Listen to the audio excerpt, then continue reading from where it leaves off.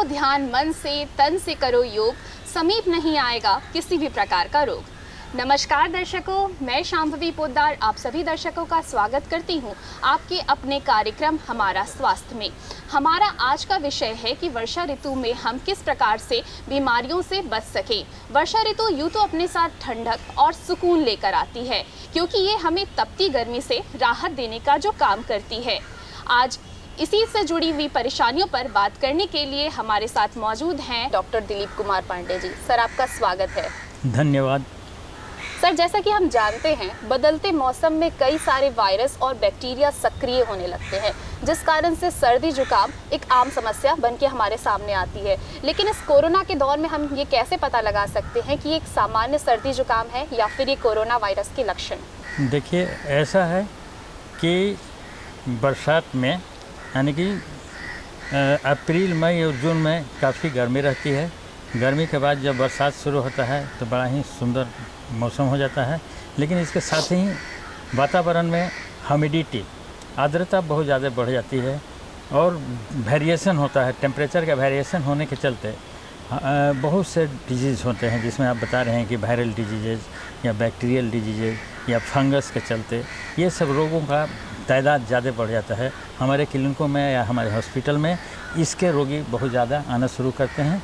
और इसका कारण यह है कि टेम्परेचर चेंज होने के चलते या आर्द्रता ज़्यादा रहते हैं, ह्यूमिडिटी ज़्यादा रहने के चलते बैक्टीरिया वगैरह का ग्रोथ ज़्यादा होने लगता है और हम कंटामिनेटेड होते हैं, हम इससे इन्फेक्टेड हो जाते हैं। सबसे ज़्यादा जैसे वायरल डिजीज़ होता है तो इसमें हम लोग देखते हैं कि डेंगू के पेशेंट, चिकनगुनिया के पेशेंट, फ्लू के पेशेंट, कॉमन कोल्ड जो रहता है इसके पेशेंट बहुत ज़्यादा आने लगते हैं। बैक्टीरियाज़ के चलते भी बहुत सारे डिजीज़ होते हैं, जैसे कि टाइफाइड हुआ।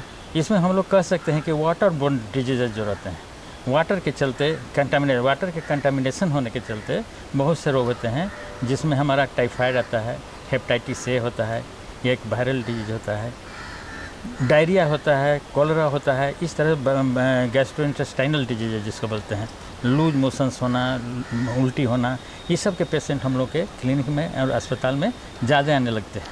रहा सवाल कि इन लोगों का सिम्टम्स जो है सो बहुत ही कॉमन होता है, जैसे कॉमन कोल्ड है या फ्लू है या आपका कोरोना है, इस सब का प्रेजेंटेशन जो है सो करीब करीब ठीक होता है। डेंगू जो है इसका भी प्रेजेंटेशन या चिकनगुनिया का प्रेजेंटेशन इसी तरह से हाई फीवर, देह हाथ में दर्द, माथा में दर्द, जाड़ा देकर बुखार होना, लॉस ऑफ एपेटाइट और लेथार्जी, फैटिग, ये सब चीज़ें सभी में कॉमन होते हैं। लेकिन हम लोगों को इसको डिफ्रेंशिएट करना होता है कि किस कारण से ये फ्लू के चलते हो रहा है, ये या कॉमन कोल्ड के चलते ये हो रहा है, या ये डेंगू फीवर है, या ये चिकनगुनिया है, या हमारा कोरोना है।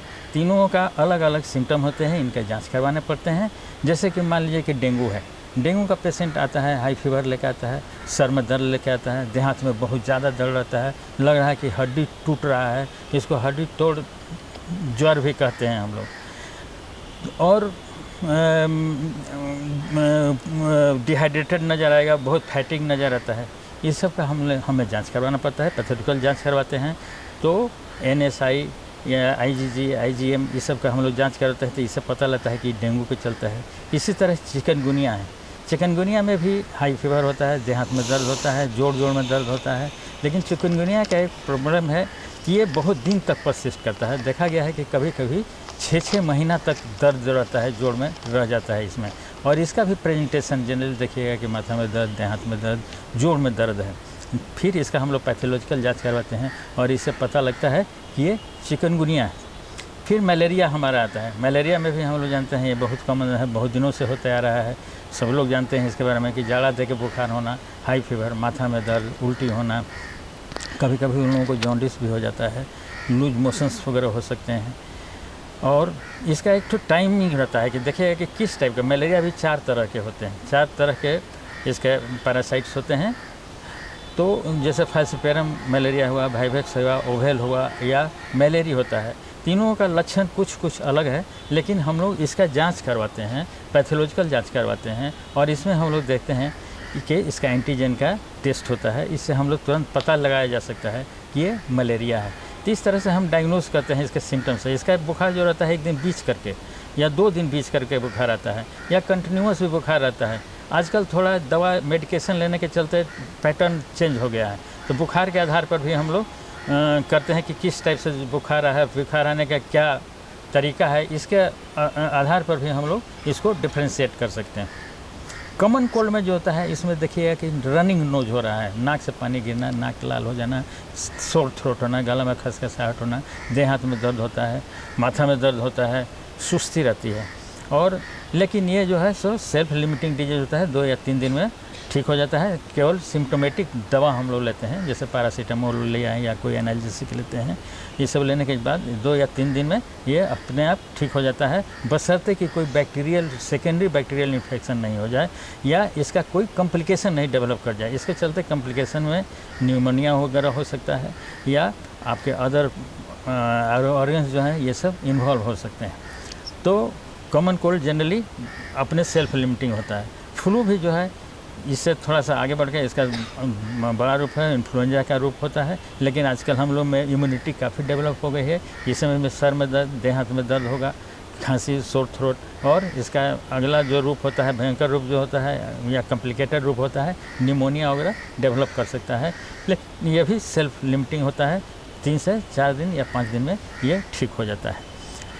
डेंगू वगैरह का हमें ट्रीटमेंट करना पड़ता है, उसके आगे हम लोग को फॉलोअप करना पड़ता है। सेल्फ लिमिटिंग होता है, जनरली सेल्फ लिमिटिंग होता है, लेकिन हम लोग इसका जांच कराते हैं। इसमें प्लेटलेट का डाउन हो जाने का चांसेस रहता है, और प्लेटलेट अगर 50,000 से नीचे हो जाता है तो जनरली देखा गया है कि ब्लीडिंग होने का चांस हो जाता है या ऑर्गन इन्वॉल्व हो सकते हैं। इसका बहुत सा रूप होता है, डेंगू शॉक सिंड्रोम कहते हैं, डेंगू शॉक फीवर कहते हैं।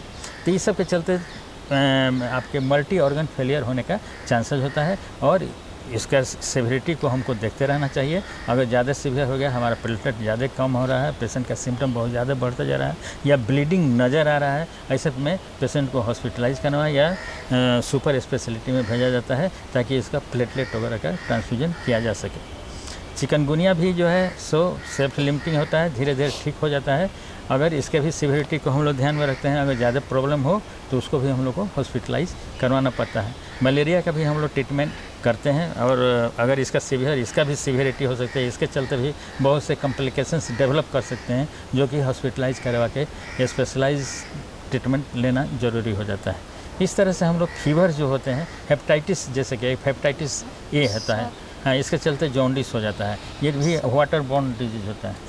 सर, इस मौसम में हेपेटाइटिस ए की समस्या है वो काफ़ी ज़्यादा बढ़ जाती है, तो हेपेटाइटिस ए होता क्या है, आप इसके बारे में हमारे दर्शकों को बताइए, साथ ही साथ इससे किस तरह से अपना बचाव किया जा सकता है। हाँ, आपने पूछा हेपेटाइटिस ए के बारे में, पहले भी मैं बताया था हेपेटाइटिस के बारे में, लेकिन हेपेटाइटिस ए, टाइफाइड एंड गैस्ट्रोइंटेस्टाइटिस यानी कि कोलेरा एल्टर, ये सब जो है सो वाटर बॉर्न डिजीज होते हैं। और हेपेटाइटिस जो है एक टाइप ऑफ जॉन्डिस हुआ है, लिवर का सूजन हो जाता है। हेपेटाइटिस ए वायरस जो रहता है, इसके वाटर के कंटामिनेशन होना, और ह्यूमन बींग उसको अगर खा लेता है, खाना के साथ में अगर इंजेस्ट कर लेता है, तो उस आदमी को हेपेटाइटिस ए होने की संभावना होती है। ये एक लिवर डिजीज है, और हेपेटाइटिस होने के चलते पेशेंट को जॉन्डिस भी हो सकता है। लेकिन अच्छी बात यह है कि एक सेल्फ लिमिटिंग डिजीज है, ये 4 से 6 हफ्ता में ये अपने आप ठीक हो जाता है और कोई ज़्यादा कॉम्प्लिकेशन नहीं करता। सर, यानी कि इन सब डिजीज़ में जो खान पान है उसका बेहद ध्यान रखना चाहिए। जैसे बहुत लोगों को आज के समय में स्ट्रीट फूड खाना पसंद है, जिसमें गोलगप्पे और ये सब चीज़ें, जिसमें बाहर का गंदा पानी मिला हुआ रहता है, तो किस तरह से खान पान का भी साथ ही साथ ध्यान रखें। आपने अच्छा क्वेश्चन पूछा। बरसात के दिनों में जनरली देखिएगा कि मक्खियाँ, मच्छर, ये सब का ब्रीडिंग बहुत ज़्यादा होने लगता है। क्लॉगिंग होना चाहिए, पानी स्टैग्नेंट होने के चलते मच्छरों का ज़्यादा उत्पादन होने लगता है, मक्खियों का बढ़ जाती हैं, और पानी कंटामिनेटेड हो जाता है। मान लीजिए कि स्क्रीटा है, माने ह्यूमन बींग है, अब उसका स्क्रीटा जो है सो नाली में जाता है या गड्ढों में जाता है, वो पानी जो है से कंटामिनेटेड हो जाता है, या उसका विस्टा वगैरह जो रहता है मटेरियल, उस पर मक्खियाँ बैठती हैं, वो मक्खियाँ जो हैं उन फैला सकते हैं जो बाहर में खुला हुआ खाना रखते हैं। जैसे बाहर में वेंडर्स वगैरह रहते हैं, ये गोलगप्पा या चाट वगैरह हैं, चाट वगैरह या आइसक्रीम वगैरह, ये सब जो रहता है खुला हुआ रहता है, उस पर जाके मक्खियाँ बैठती हैं, या हवा के द्वारा भी उड़कर या छींटा पड़ के वो सब जो चीज़ें हैं कंटामिनेट हो जाता है, और उसको अगर हम खाते हैं तो हमें इन्फेक्शन होने का चांसेस बढ़ जाता है। गर्म तो बरसात के दिन में ये सब की संभावनाएं ज़्यादा हो जाती हैं और कंटामिनेशन होने का ज़्यादा चांस रहते हैं, और इसके चलते वाटर बोर्न डिजीज़ जो रहते हैं इनको होने का चांस बढ़ जाता है। देखिएगा कि कभी कभी गड्ढा वगैरह रहता है, वहाँ पर चापाकल लगा हुआ है, गड्ढा का पानी कंटामिनेटेड हो गया है, जैसे डायरिया हो गया है किसी पेशेंट को, उसका जो कपड़ा वगैरह है या उसका स्कीटा है उस गड्ढा में जा रहा है, गड्ढा का पानी जो है से लीक करके चला गया चापाकल में, और चापाकल का पानी को हम लोग यूज़ करते हैं तो इस तरह से पूरा घर या मोहल्ला जो है से इन्फेक्शन हो जाता है। तो कभी कभी देखिए कि पूरा ग्रुप में, पूरा गांव में ज़्यादा से ज़्यादा लोग जो है से डायरिया की चपेट में आ जाते हैं। तो इस सब रोकने के लिए ज़रूरी है कि हम कंटामिनेशन को रोकें। हम पानी जो पीते हैं उसको उबाल कर पिएँ, अपने हाथ को पैर को साफ़ रखें, खाना खाने के पहले अपना हाथ ज़रूर साफ़ करें, कपड़ा सैनिटाइज ज़रूर करें, और स्क्रीटा वगैरह जो हो सो गड्ढे वगैरह में फेंकें ताकि पानी वगैरह कंटामिनेट नहीं हो, और इस तरह से हम किसी गांव में या किसी शहर में या किसी मोहल्ले में डायरिया फैलने से हम लोग रोकथाम कर सकते हैं। सर, इस मौसम में पाचन संबंधी समस्या लोगों में ज़्यादा देखने को मिलती हैं। लोग गैस से परेशान हैं और अन्य पेट की अन्य बीमारियों से परेशान हैं। तो ऐसे में आप हमारे दर्शकों को बताइए कि वो किस तरह से जो पाचन संबंधी परेशानियां हैं उनसे वो निजात पा सकें। इस मौसम में जनरली देखा गया है कि पेट संबंधित रोग ज़्यादा होते हैं, जैसा कि हमने अभी डायरिया वगैरह के बारे में बताया, गैस्ट्रोइंटेराइटिस के बारे में बताया, या अमीबियासिस वगैरह होने का, यार्डियासिस होने के चांसेस ज़्यादा बढ़ जाते हैं, और इसके चलते पेट में एक तरह से इन्फ्लामेशन होता है या इन्फेक्शन हुआ, बैक्टीरियल इन्फेक्शन हो सकता है, पैरासाइट्स के चलते या फंगस के चलते इन्फेक्शन होता है, और हमारे जीआईटी में इन्फ्लामेशन हो जाता है। दूसरा है कि खाना भी जो है उसको डाइजेशन ठीक से, जैसे टेम्परेचर वेरिएशन होने के चलते, या बढ़िया से नींद नहीं आने के चलते, या एसिडिटी बहुत ज़्यादा बढ़ जाने के चलते डाइजेशन में भी प्रॉब्लम होता है, खाना ठीक से पचने नहीं पाता है, जिसके चलते गैस बनना ज़्यादा हो जाता है। अगर बढ़िया से आप सोने नहीं पाइएगा, 6 घंटा जो सोना चाहिए आप सोने नहीं पाइएगा, या खाना बढ़िया से बॉइल्ड नहीं है या बढ़िया से सिंहा हुआ जिसको हम लोग बोलते हैं, खाना अगर नहीं खाइएगा तो उसका डाइजेशन नहीं होने पाता है ठीक से, और गैस्ट्राइटिस होने के चांसेस, हाइपर एसिडिटी होने के चलते, या बहुत ज़्यादा गैस बनने के चलते जिसको डिस्पेप्सिया हम लोग कहते हैं, डिस्पेप्सिया वगैरह होने का चांसेस बढ़ जाता है। और इसका कारण है टेम्परेचर में वेरिएशन होना, कभी ठंडा होना, कभी गर्म होना, या आपका खाना को ज़्यादा धूप वगैरह नहीं मिलने पाता है, धूप की कमी हो जाती है, हम लोग सुखाने नहीं पाते हैं अनाज वगैरह को, या कंटामिनेशन होने का ज़्यादा चांसेस हो जाते हैं, बैक्टीरियल या पैरासाइट इन्फेक्शन ज़्यादा हो जाता है, जिसके चलते पेट से संबंधित रोग बढ़ जाते हैं। सर, इस मौसम में खान पान में किस तरह की सावधानियां बरतनी चाहिए? जैसे बहुत लोग का कहना है कि दही खाना चाहिए इस मौसम में, या फिर ज़्यादा पानी पीना चाहिए, तो और कौन कौन सी चीज़ें हैं जो लोगों को अपनानी चाहिए? देखिए, इस सीज़न में जो कि हम लोग सावन भादो कहते हैं, इस सीज़न में डाइजेशन वगैरह का प्रॉब्लम या कंटामिनेशन इन्फेक्शन होने का चांसेस ज़्यादा हो जाता है, और पचने का भी प्रॉब्लम ज़्यादा हो जाता है। इसलिए हम लोग लिक्विड सेमी सॉलिड खाना अगर ज़्यादा खाएं तो ज़्यादा अच्छा है। ज़्यादा मसालेदार या बहुत तला हुआ खाना हम लोग नहीं खाएं तो ज़्यादा अच्छा है। और ऐसा खाना जो कि पचने में बहुत ज़्यादा समय लेता है, जैसे कि कभी कभी मीट वगैरह जो होता है, मीट वगैरह ये सब पचने में ज़्यादा समय लगता है, तो ये सब को हम लोग को अवॉइड करना चाहिए। शराब वगैरह ये सब चीज़ नहीं लेना चाहिए, नशीली चीज़ें ज़्यादा नहीं लेनी चाहिए, ताकि हमारा पाचन पर उसका इफेक्ट पड़े और हम पचने नहीं पाए। तो खाना थोड़ा सा लें, बहुत ज़्यादा ओवर खाना नहीं खाया जाए, सुपाच्य खाना लिया जाए, और लिक्विड खाना एंड जूस वगैरह ज़्यादा लिया जाए तो ज़्यादा बढ़िया है। और उसको कवर करके रखें, जितना खाना है ताज़ा रहे, गर्मा गर्म रहे तो ज़्यादा अच्छा है। उसको कवर करके हम अगर आते हैं तो ज़्यादा अच्छा है। उस पर मक्खियाँ आदि या धूल कण आदि नहीं पड़े, इस पर ध्यान रखते हुए हम अपना खाना को रखें, और ताज़ा खाना खाने पर हम ज़्यादा दें, जूस वगैरह फल वगैरह भी खाएं, और ज़्यादा मसालेदार चीज़ या ज़्यादा तला हुआ चीज़ को हम लोगों को अवॉइड करना चाहिए। सर, इस मौसम में एक अन्य समस्या जो सामान्य तौर पर देखी जाती है वो है स्नेक बाइट या फिर सांप का काटना। तो इसमें अगर यदि जो मरीज़ है वो डॉक्टर तक नहीं पहुंच पा रहा है तो उसका प्राथमिक उपचार किस प्रकार से करना चाहिए डॉक्टर के पास पहुंचने से पहले? अगर सांप काट लिया तो हमें क्या करना चाहिए, इस सब पर ज़्यादा ध्यान देना है। हम लोग को सबसे पहले समझना होता है कि किस टाइप का ये सांप काटा है।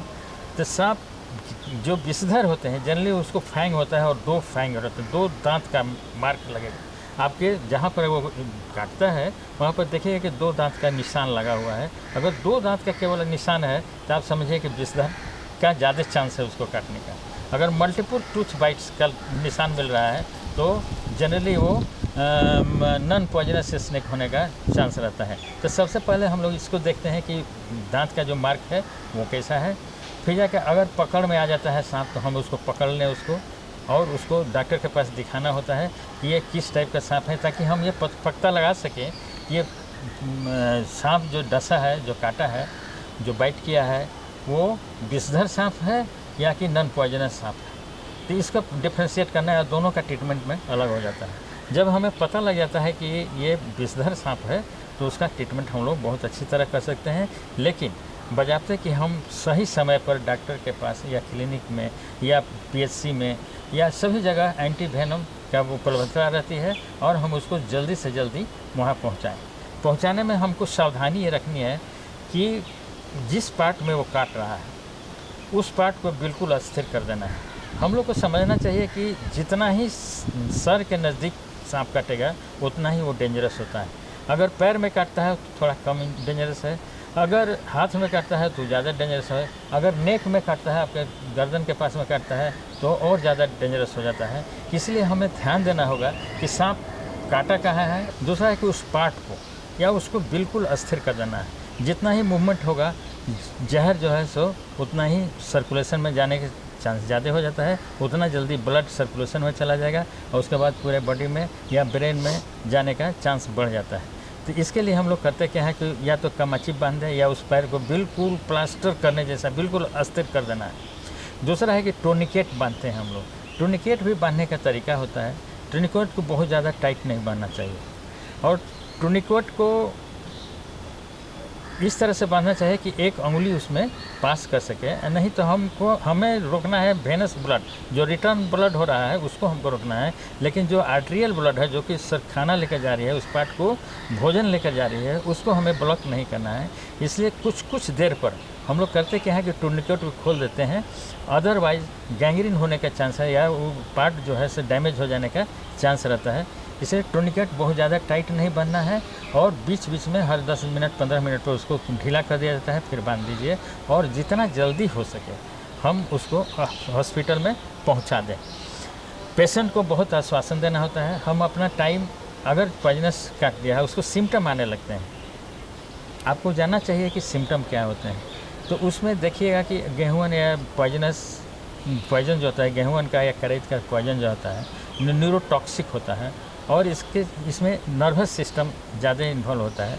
तो पेशेंट कहेगा कि हमें टेस्ट नहीं मिल रहा है, जीभ का टेस्ट ख़त्म हो गया है, उसका टोसिस बहुत आँख जो है से लगेगा कि बंद हो रहा है, उसको वहाँ पर जिस जगह पर काटा है वहाँ पर बहुत ज़्यादा दर्द हो रही है, हो सकता है कि वहाँ पर सूजन भी होना लगे। उसके बाद पेशेंट जो है से धीरे धीरे अनकॉन्शियस टाइप का होने लगता है। बाद में और लेट स्टेज में जाइएगा तो मुंह से गाज वगैरह, रेस्पिरेटरी फेलियर जब होने लगता है तो मुंह से गाज वगैरह ये सब आने लगता है। तो पहला ही लक्षण जो है, जो टेस्ट उसका जा रहा है, मैंने टेस्ट बदल रहा है जीभ का, या उसको टॉसिस हो रहा है, आँख जो है से झुकी हुई है, आँख झुक जाती है, आँख खोलने नहीं पा रहा है पेशेंट, बहुत बढ़िया से बात नहीं करने पा रहा है, कम्युनिकेट नहीं करने पा रहा है पेशेंट, इसका माने कि जहर का असर होने लगा है। और जितना जल्दी हम लोग उसको उस सेंटर पर ले जाएं जहाँ पर उसका ट्रीटमेंट किया जा सकता है, हम लोग उसका जान बचा सकते हैं। अक्सर होता क्या है कि झाड़ फूँक में हम लोग अपना ज़्यादा टाइम बर्बाद कर देते हैं। अगर सही ढंग से सही डोज में अगर सांप काट देगा तो झाड़ फूँक अगर से जनरली हम देखे हैं कि नहीं पेशेंट ठीक होता है, उसका ट्रीटमेंट होना ज़रूरी है, एंटी स्नेक वेनम देना बहुत ज़रूरी है। और अर्ली स्टेज में हम लोग जाएंगे तो बिल्कुल हम लोग मरीज़ को बचाया जा सकता है। अगर सेंटर पर चल जाता है, हायर सेंटर पर जाता है पेशेंट, तो उसको और भी जो कॉम्प्लिकेशन हो सकते हैं उस सबसे बचाया जा सकता है। तो हम लोग के क्षेत्र में, बिहार में या हम लोग के इलाका में ज़्यादा 2 ही पॉइजनस होते हैं, एक करैत और एक कोबरा, 2 है। लेकिन और सब जगह पर जाइए, रसस वाइपर जैसे सोनापुर एरिया में रसस वाइपर वजह होते हैं, इसमें ब्लीडिंग डिसऑर्डर होने लगता है। और सी शोर वगैरह पर आप जाइएगा तो वहाँ पर एक सी स्नेक्स मिलता है, वो पॉइजनस है। और जनरली हम लोग के देश में यही 4 पॉइजनस स्नेक होते हैं। इसके अलावा स्कॉर्पियन बाइट भी बहुत ज़्यादा आपको मिलेगी। स्कॉर्पियन जो होता है बिच्छू का भी बहुत ज़्यादा प्रकोप होता है। जनरली बिच्छू काटने से बहुत ज़्यादा डेंजरस नहीं होता है, देखते हैं हम लोग के 36 से 48 घंटा में ठीक हो जाता है। बहुत ज़्यादा दिक्कत हो तो कुछ पेन किलर वगैरह दिया जाता है, पेशेंट को अस्थिर करके रखिए। लेकिन कभी कभी ये भी बहुत ज़्यादा डेंजरस हो सकता है अगर ऑटोनॉमिक नर्वस सिस्टम हमारा इन्वॉल्व हो जाता है शरीर का, या कार्डाइटिस होता है, हार्ट इन्वॉल्व हो जाता है, तो ये डेंजरस और लेथल हो जाता है, जान जाने की संभावनाएं हो जाती हैं। तो ऐसे स्थिति में अगर पेशेंट बहुत ज़्यादा हार्ट रेट उसका बढ़ गया है, बहुत ज़्यादा घबराया हुआ लग रहा है, पेशेंट सांस बहुत ज़्यादा चलने लग रहा है, तो पेशेंट को तुरंत हायर सेंटर में भेजना चाहिए और वहाँ पर उसका उचित इलाज किया जाता है। बारिश के मौसम में जो शरीर में लाल चकत्ते पड़ने लगते हैं, जिसमें कई बार खुजली और यहाँ तक कि जलन भी होने लगती है, तो इससे आप हमारे दर्शकों को बताइए कि वो किस प्रकार से अपना बचाव कर सकते हैं। बरसात के दिनों में बहुत ज़्यादा आर्द्रता रहने के चलते, गर्मी ज़्यादा रहने के चलते देखिएगा जनरली बहुत ज़्यादा पसीना लोगों को छूटता है, शरीर भीगा रहता है और फंगल इन्फेक्शन होने का चांसेस बहुत ज़्यादा बढ़ जाता है। जैसे रिंग वर्म वगैरह जो है ये होने का चांसेस बहुत ज़्यादा बढ़ जाता है। या देखिएगा कि एथलेट्स फुट जिसको कहते हैं, टीनिया कॉर्पोरिस कहते हैं, टीनिया पेडिस कहते हैं। पेडिस मीन्स की अंगुली में देखिएगा कि उजला, या एथलेट फुट उसको कहते हैं। ये सब इन्फेक्शन होने का ज़्यादा चांस हो जाता है, जिसके चलते बहुत ज़्यादा ईचिंग होने लगता है, लोग उसको बहुत ज़्यादा खुजलाते हैं उसको, और चकता चकता या रिंग टाइप का बन जाता है। दूसरा है कि बहुत से एलर्जीज भी होते हैं, एलर्जी के चलते अर्टिकेरिया होता है बहुत से लोगों को पसीना से ही, या बहुत से कीड़ा मकोड़ा के डंग्स वगैरह जो रहते हैं, ये सब कीड़े बहुत ज़्यादा बढ़ जाते हैं और उसके फर या उसके पंख से या उसका डंग से एलर्जी होता है, और इसके चलते उन लोगों को अर्टिकेरिया होने के चांस ज़्यादा हो जाता है। बिछावन उछावन भी जो रहता है गीला रहता है, बढ़िया से सूखने नहीं पाता है, ज़्यादा धूप नहीं लग पाता है, जिसके चलते माइट्स जो बोलते हैं मतलब, या बहुत छोटे छोटे कीड़े जैसे आँख से दिखाई नहीं देते हैं, उन लोगों के चलते भी बहुत सा एलर्जी होता है लोगों को, और अर्टिकेरिया या पूरा होल बॉडी में चकता चकता निकल जाना, उसमें बहुत ज़्यादा ईचिंग होना, ये सब होने की चांसेस बढ़ जाती हैं। और इसके रोकथाम के लिए हम लोगों को क्या करना है कि अपने बॉडी को सूखा रखना चाहिए। हम अपने बिछावन वगैरह को गर्म करें, या जब भी धूप मिले तो धूप दिखा देना चाहिए, ताकि ये माइट्स जो हैं उन लोगों का वो लोग मर जाए और एलर्जी वाली प्रॉब्लम्स हम लोगों को नहीं हो। तीसरा एक होता है कि बैक्टीरिया, बच्चों को देखिएगा जनरली कि बरसाती घाव लोग कहते हैं, छोटे छोटे घाव हो जाते हैं जो कि पसरता है, पीला पीला पीला उसमें क्रस्ट हो जाता है, और जहाँ जहाँ उसका लसा लगता है उस जगह पर उसको घाव हो जाता है, जिसको हम लोग लूता फूता, जनरली देहाती क्षेत्र में हम उसको लूता फूता लोग कहते हैं। इम्पेटिगो कंटाजियोसा इसका मेडिकल नाम है, इम्पेटिगो कंटाजियोसा। इसमें देखिएगा कि घाव निकल गया, बहुत सा घाव चेहरा वगैरह पर या हाथ में निकल रहा है और फैलते जाता है, उसके बाद क्रस्ट बन जाता है और बड़ा भद्दा लगता है देखने में। तो इसके लिए भी हम लोगों को अपने बॉडी को स्टेरिलाइज रखना बहुत ज़रूरी है। जैसे सैनिटाइज़र लगाइए हाथ पैर में, या डिटोल वाला पानी से हम लोग 2 बार 3 बार बच्चे का देह हाथ पोंछ दें।